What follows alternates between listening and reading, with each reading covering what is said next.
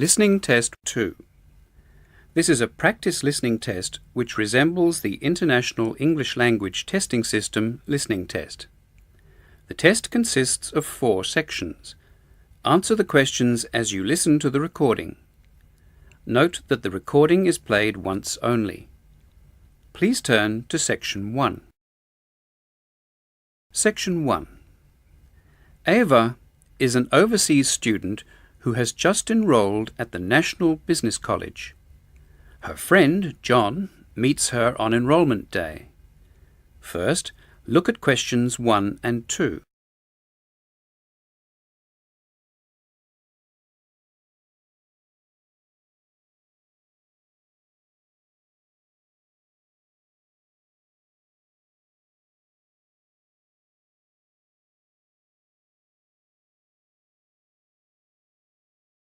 You will see that there is an example already done for you. For this question only, the conversation relating to the example will be played first. Hi Ava, I see you've just enrolled. Oh, hi John. Yes, it didn't take long. What about you? Oh, because I've re-enrolled for another year. I don't have to be here until this afternoon, but I thought I'd come along and help. Oh, that's very kind of you, John. John says he does not have to be at the college until this afternoon, so the correct answer is C. Now we shall begin.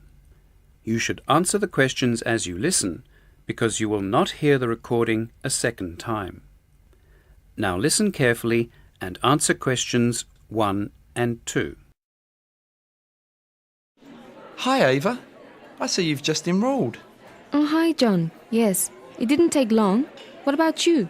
Oh, because I've re-enrolled for another year. I don't have to be here until this afternoon, but I thought I'd come along and help. Oh, that's very kind of you, John. Maybe you could help me with this elective class timetable. It's for students who need more English practice, like me.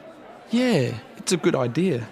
It's on Fridays, and I have to choose which timetable is best for me. There are 4 to choose from. Here, take a look. Oh, I see. Well, what do you need? I need everything, but especially writing practice. Well, do you want to go to the writing skills class in the morning or the afternoon? In the afternoon, I think. Okay, so grammar and writing skills in the afternoon. Grammar?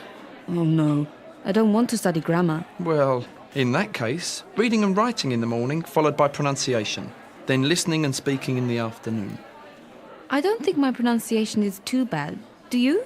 No, you speak very clearly. Yes, but I do need more vocabulary. If you study vocabulary in the morning, you have to study grammar in the afternoon. What about listening?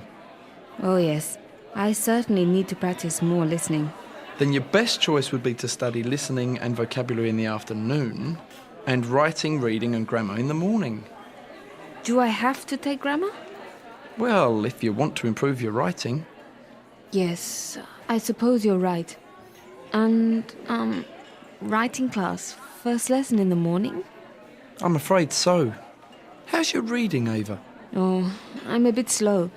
Yes, I think I will study writing, reading and grammar in the morning. And listening and vocabulary in the afternoon. Good choice. Now what do you have to do? Just give this form to my tutor tomorrow. Do you have any classes today? There's a special introductory English class for foreign students later this morning. What time's the class? We have to be at the function room at 11 a.m. It's 9:05 now. It's actually 9:30. Oh, right. We've got time, so why don't I take you down to the student centre? Okay. Come on then. John and Ava continue their conversation in the student centre. First, you have some time to look at the questions.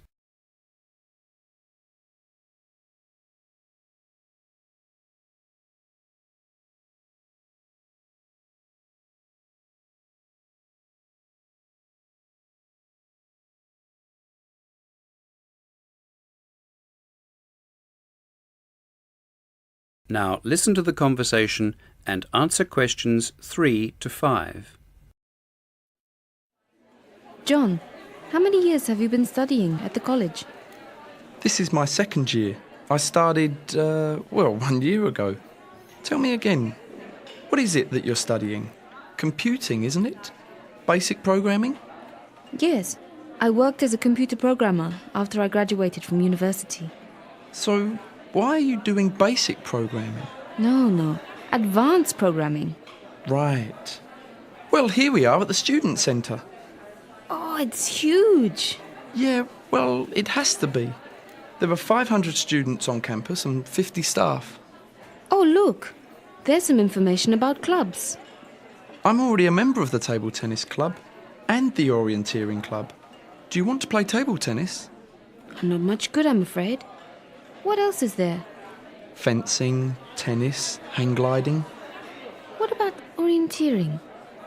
How much is it to join? For second year students, it's cheaper, only £10. But for first year students, it's £20, I think.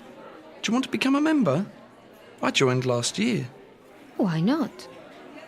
OK, let's go to the student information office, over here. At the Student Information Office, Ava wants to join the Orienteering Club. She has to give information about herself to the clerk. Listen to the conversation and complete the information on the club registration form in the spaces numbered 6 to 10. First, you have some time to look at the form.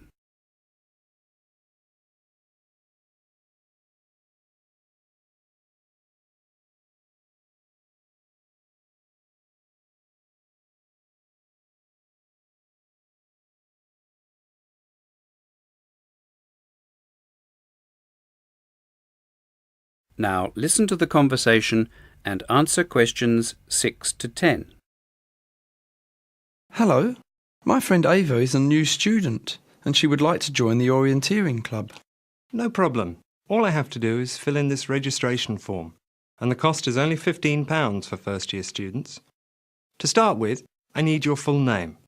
Eva, isn't it? Yes. E-W-A. Family name? Zaleska. Zaleska. How do you spell that?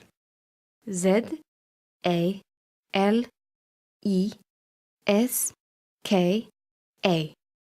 Zaleska. Very good. And you're from? Poland. Nationality Polish. I went to Poland last year. Great place. OK, so what's your student number? On your student card. All right. Here it is. 34968 AP. 34968 AP. Got it. You must be doing the advanced programming course. Tell me about your orienteering experience. How long have you been doing it? 2 years.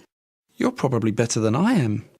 Next thing is, do you know your blood type? For safety reasons. All right. Yes, it is A positive. When we climb, we always nominate a partner. It's good for teamwork. And you both look out for each other. OK, we'll be partners. Right, so what's your name? John. J-O-N. Family name? Anderberg. A-N-D-E-R-B-U-R-G.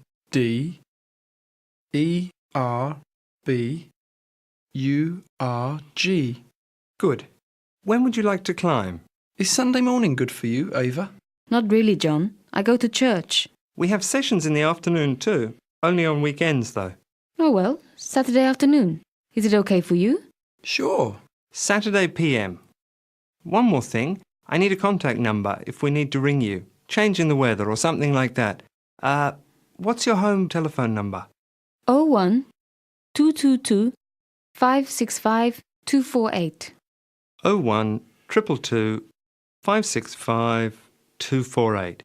Now, all you have to do is pay the £15 and I'll fix you up with a club membership card. Here's an information sheet about the club. See you later. Bye. Hey, Ava, we've still got plenty of time. Let's watch some TV. All right. That is the end of Section 1. You now have 30 seconds to check your answers to Section 1.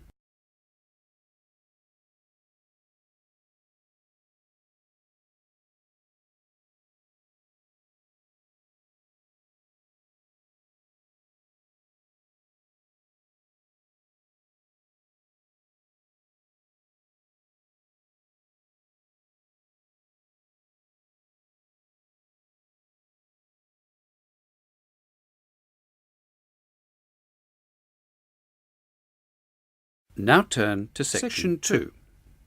When Ava arrives at the Student Centre, she watches a television report on the European country of Estonia. Before you listen, look at questions 11 to 15.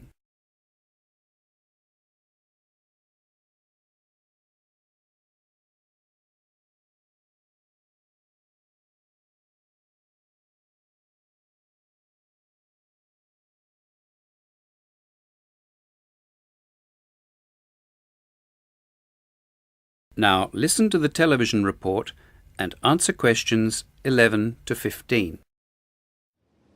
Good morning, viewers. Today on World in Focus, we take a look at the small but fascinating country of Estonia. Can you see it there, to the right of your screen? Located on the eastern shores of the Baltic Sea, west of Russia, and to the north of Latvia, Estonia is a mere 45,227 square kilometres in size, which is, let's say, 3/5 the size of Scotland. The country is divided into 15 counties, 207 rural municipalities, and only 47 towns. The official population is 1,462,130, made up mostly of native Estonians, 64.2%, followed by Russians, 28.7%, Ukrainians, 2.7%, and Belarusians, Finnish, and others, 4.4%. The capital, Tallinn, in the northwest, as you can see, quite a beautiful city, has a population of just 420,470. We'll be back with a further look at this extraordinary nation. Stay tuned. Next, look at the summary of Part 2 of the television report and questions 16 to 20.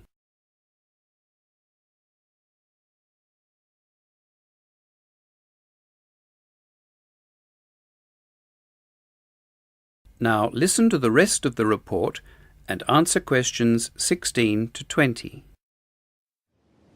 Welcome back. Estonia is a rather flat country. The highest point is just 318 metres above sea level. It has over 1,500 islands and more than 1,400 lakes. The chief industries are the manufacture of agricultural machinery and electric motors. Chief crops, grain and vegetables. Okay, now, you're probably thinking, why don't we know more about Estonia? Well, it could be because the country only gained independence from Russia in 1991. Each year it celebrates its Independence Day on February the 24th. The Constitution guarantees fundamental human rights, and Estonia nowadays is, in fact, a democratic parliamentary republic. The currency is the Estonian kroon, worth 1/8 of a German mark, or about 4.5 pence. The official language is Estonian, but given that the nation shares a border with Russia, it's no surprise that a great many people speak Russian. And so for the weather in Tallinn today. Estonians enjoy a mild climate in summer and can expect partly cloudy skies and a top temperature of 61 degrees Fahrenheit, that is 16 degrees Celsius. Back to the news. Moscow. Talks today between the Russian delegation and the Vice President of the United States appear to have been successful. That is the end of Section 2. You now have 30 seconds to check your answers to Section 2.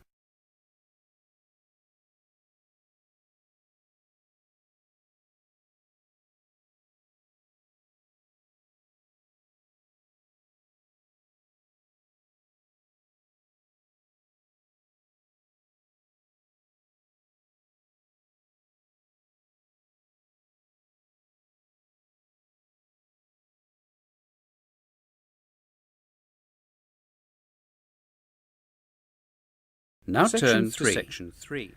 Later that morning, Ava attends a special class for students who are non-native speakers. The tutor is interviewing an ex-student of the college. First, you have some time to look at the questions.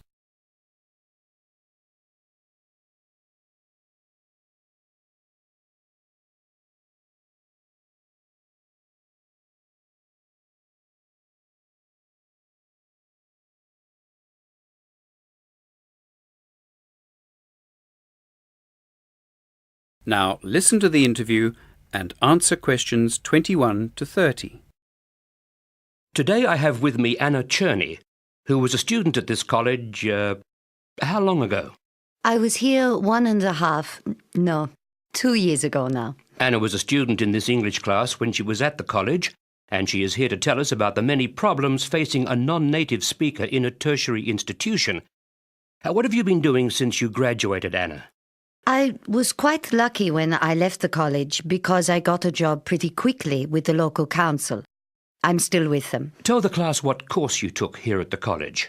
Yes, I originally wanted to work in advertising, but I found it was too hard because of my English. And so I changed my direction. And, well, I'm glad I did, because now I have a qualification in nutritional science. And that's how I managed to get a job with the council. What exactly do you do with the council? I work with the chief dietitian, making sure that the meals prepared for the elderly in the community are nutritionally balanced. The council provides food for those old people who can't get out of their flat or their house. It's a very demanding job, but I like it. You deliver the food? No, I spend most of my day in a laboratory at the council. But sometimes I talk to older people to find out if the food is tasty enough and that they like it. I spend a lot of time in the kitchens too, making sure that the food is good quality. What exactly were the problems when you first arrived at the college? I was very shy, you know. I couldn't communicate with the students in my class because most of them were native speakers. My English was not very good. But I thought everything was okay until I got the result of my first examination. The tutor was worried why I was so quiet in class. I told her it was because I was afraid to ask a question. And anyway, she suggested that I talk to the school counsellor. What advice did the counsellor give? Well, she was very kind and understanding, and I realized that I was doing the wrong course. You have to be an extrovert, you know, outgoing. I think it's a personal thing with me. You had to give a lot of opinions, and I am shy. So she suggested I ask more questions in class. So I made it a rule to ask at least 1 or 2 questions every lesson. So you swapped courses and began to talk more in class.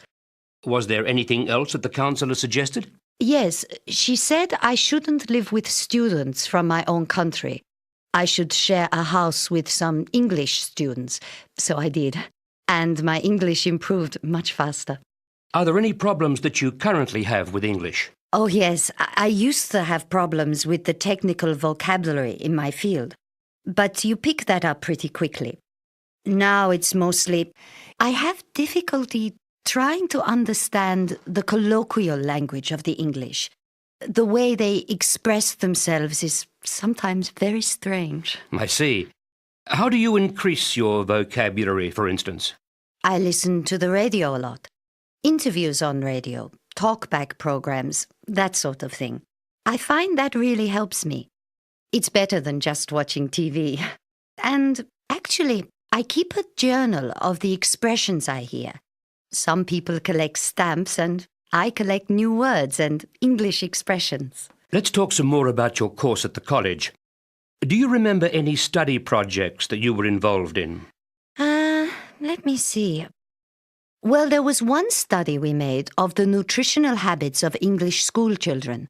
We had to produce a questionnaire for a group of 20 kids. And we discovered that too many children either didn't have any breakfast at all, or else they ate foods for breakfast that were much too high in sugar. These are 2 major dietary problems. Why? It's complicated, but breakfast is an important meal because your metabolic rate, the rate at which the body burns up food, is faster the earlier you begin eating in the day. So, if you want to have lots of energy, eat a good, balanced breakfast. You need a higher metabolic rate, you see.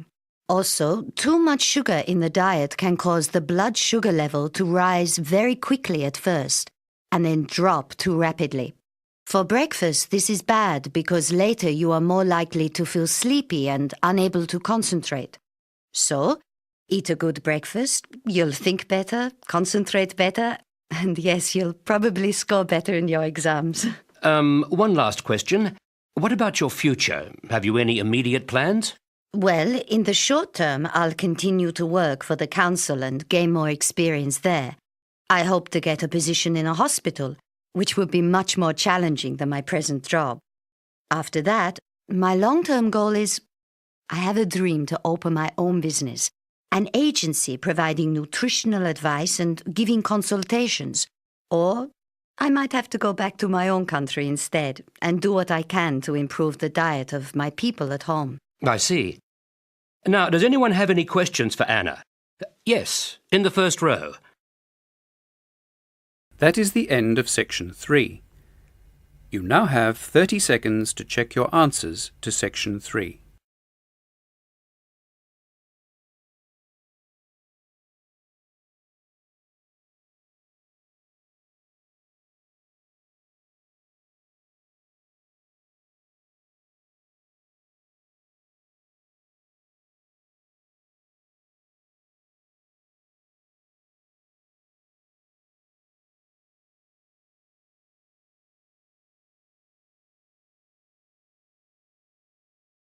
Now turn to section 4. You will hear part of the orientation in which Ava is shown the college's computer laboratory. First, you have some time to look at the questions.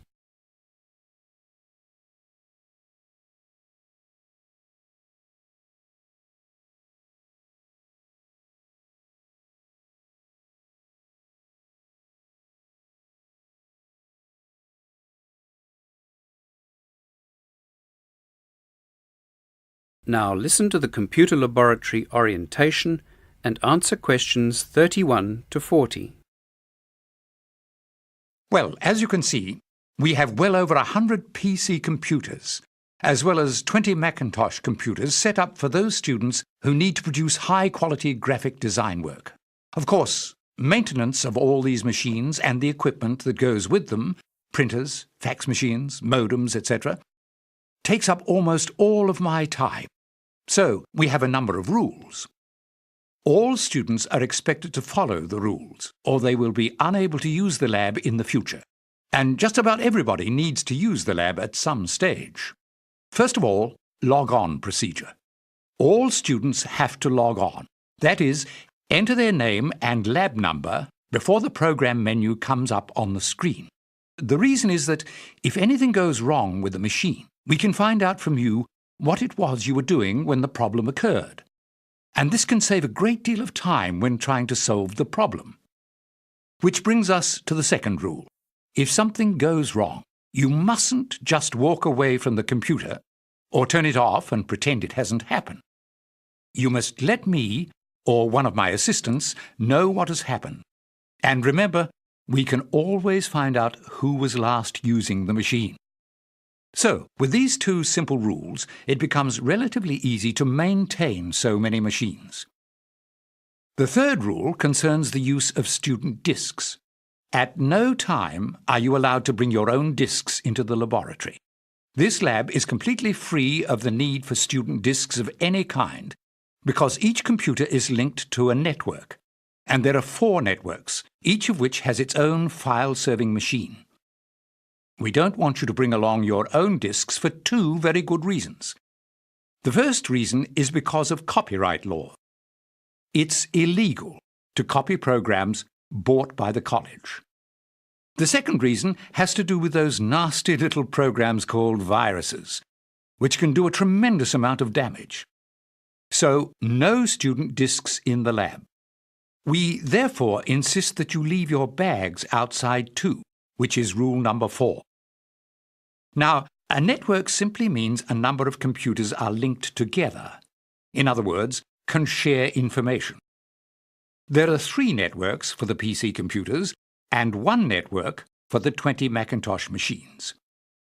And that brings me to the 5th rule. Students must only access the network that is set up for their use.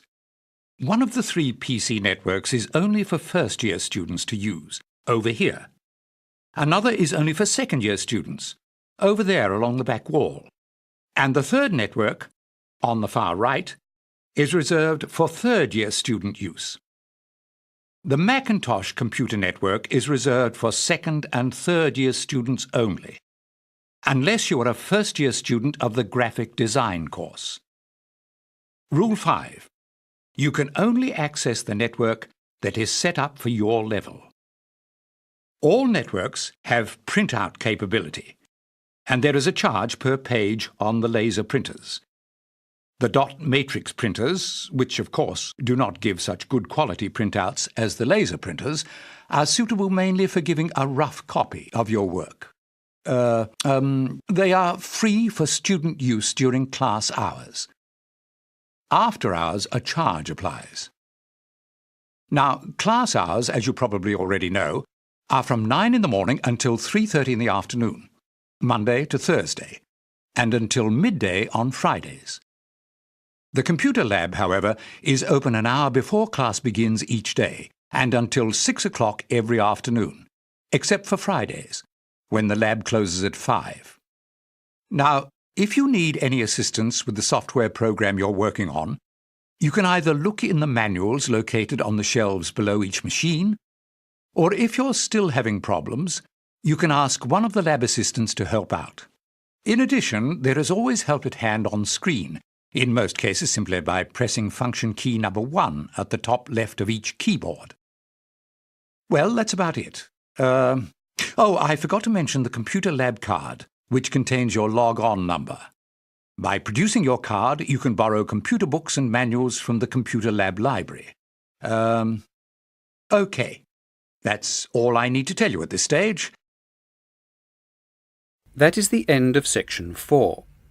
You now have 30 seconds to check your answers to section 4.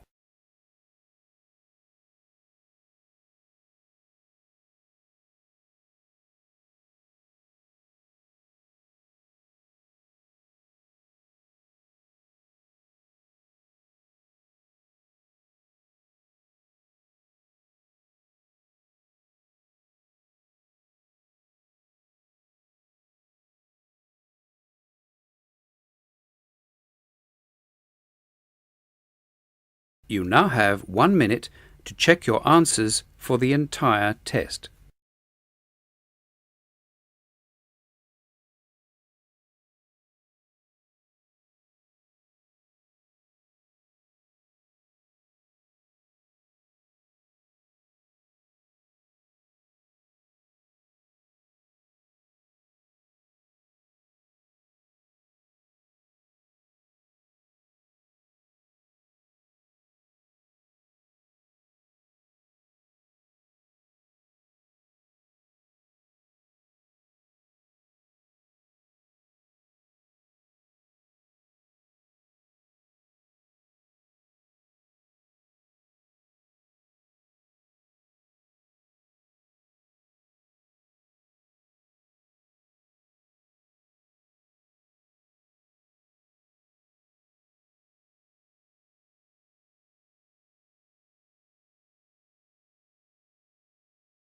That is the end of the listening test.